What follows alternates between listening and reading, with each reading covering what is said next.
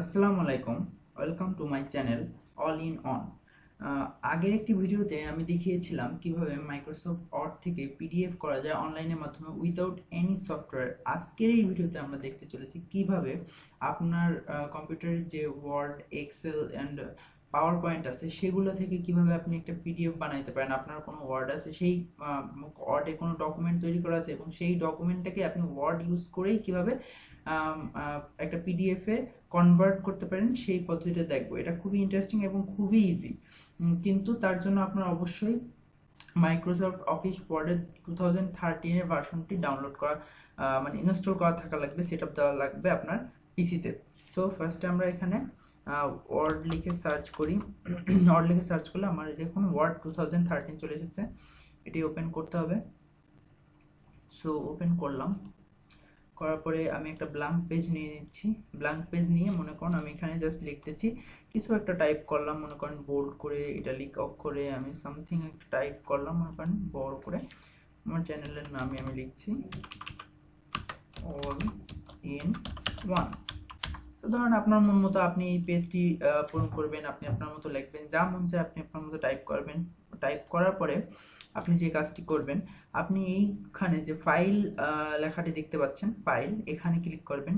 Click করার পরে এখানে চলে আসুন নিচে এক্সপোর্ট, এক্সপোর্টে ক্লিক করবেন। এক্সপোর্টে ক্লিক করার পরে create PDF, you can see create PDF, create PDF.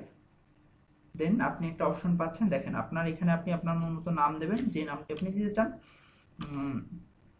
Word word two PDF করতেছি, সেই জন্য আমি ওয়ার্ড নাম দিলাম। আপনার মতো আপনি নাম দেবেন। দেখুন অলরেডি টাইপ আপনার পিডিএফ এসে গেছে, টাইপ হচ্ছে আপনার পিডিএফ।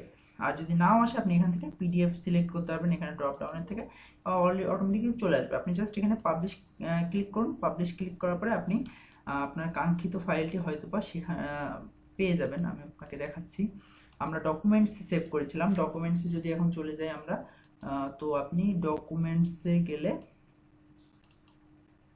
এই দেখুন আপনার পিডিএফ ওয়ার্ড ডট পিডিএফ, পিডিএফটি আমরা পেয়ে গেছি পিডিএফ আকারে।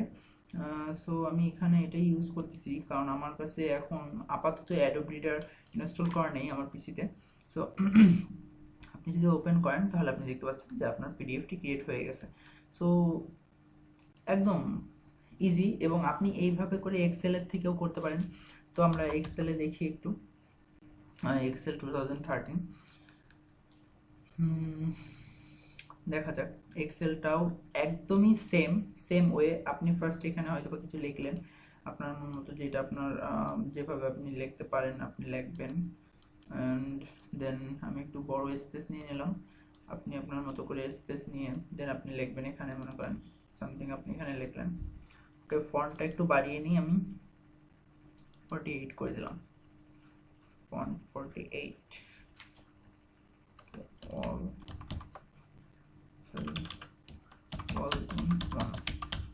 তো এইভাবে আপনি আপনার ডকুমেন্টটি তৈরি করে নেবেন, এক্সেল ফাইলটি তৈরি করে নেবেন। তৈরি করার পরে যখন সেভ করতে যাবেন তখন জাস্ট এখানে একটা ফাইল অপশনে ক্লিক করবেন, এক্সপোর্টে চলে আসবেন। এক্সপোর্টে আসার পরে ক্রিয়েট পিডিএফ লিখে যখন আপনি করবেন তখনই দেখেন বুক ওয়ান ডট পিডিএফ, আপনি এখান থেকে নামটি এডিট করে নিতে পারেন, কিন্তু এক্সটেনশন অলওয়েজ ডট পিডিএফই আপনার রাখতে হবে, আপনি এটা চেঞ্জ করতে পারবেন। আপনি পাবলিশ করে দিলে এটাও আপনার পিডিএফ আকারে আপলোড হয়ে যাবে। সো দেখুন স্টার্ট ওপেন হয়েছে, দেখতে পাচ্ছেন আপনি। ওকে, এটা অল ইন অল এভাবে এসেছে। যদি আপনি আরও যেহেতু আপনি আর কোনো কিছু রাইট করেননি, সেক্ষেত্রে এটা এইভাবেই আসবে। সো আরও আছে, দাঁড়ান আপনার আমি পাওয়ার পয়েন্টের কাজটা একটু দেখাই। পাওয়ার পয়েন্ট, ওকে, পাওয়ার পয়েন্টেও একদমই সেম। আপনি একটা ডকুমেন্ট তৈরি করেন এবং ফাইলের ওখানে অপশনে গিয়ে আপনি পেয়ে যাবেন যে কীভাবে আপনার করতে হবে।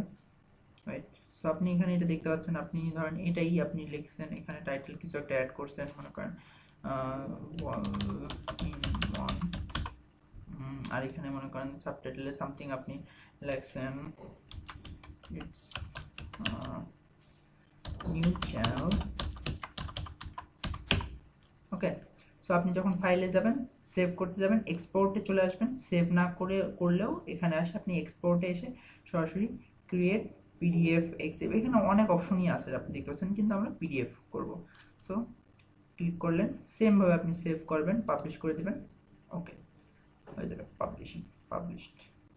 ওকে, now you can see all in on it's a new channel. Okay, that's it.